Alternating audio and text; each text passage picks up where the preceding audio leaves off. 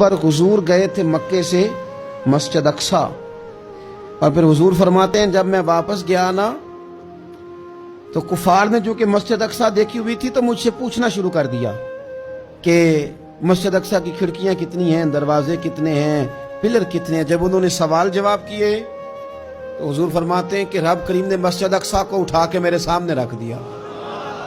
मैं देखता जाता था, बताता जाता था। एक दफा हुजूर मक्के से मस्जिद अक्सा आए और एक दफा मस्जिद अक्सा मेरे नबी की जियारत के लिए मक्के गई।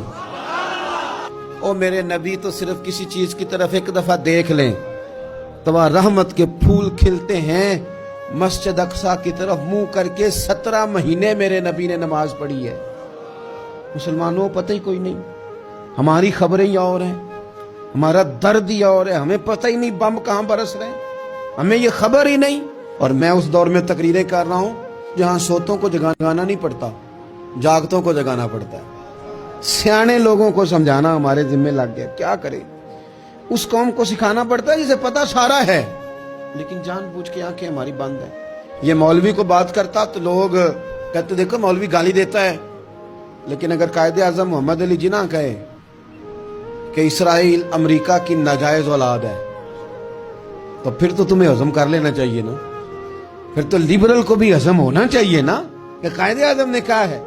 और उस नाजायज बच्चे को तुमने इतनी ताकतें दे दी कि वो मुसलमानों के किबला अव्वल में नमाज पढ़ने वालों को भी न बख्शे।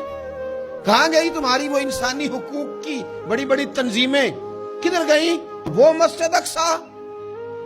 इसके बारे में मेरे नबी पाक सल्लल्लाहु अलैहि वसल्लम से एक सहाबिया ने पूछा था, या रसूल अल्लाह मस्जिद अक्सा में नमाज पढ़ना कितना को बेहतर है बाकी नमाजों के मुकाबले में? तो हुजूर ने फरमाया 1000 गुना बेहतर है।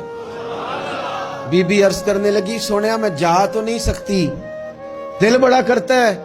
हुजूर ने फरमाया जा नहीं सकती तो वहां तेल ही भिजवा दे, जिसमें हाजिरी लगवाने की हुजूर बात करें जिस मस्जिद में। और नबी पाक अलैहिस्सलाम ने फरमाया खास करके सफर करना हुआ तो 3 मस्जिदों के लिए करना, एक मस्जिद हराम बैतुल्लाह के लिए, एक मस्जिद नबी के लिए और तीसरा मस्जिद अक्सा के लिए।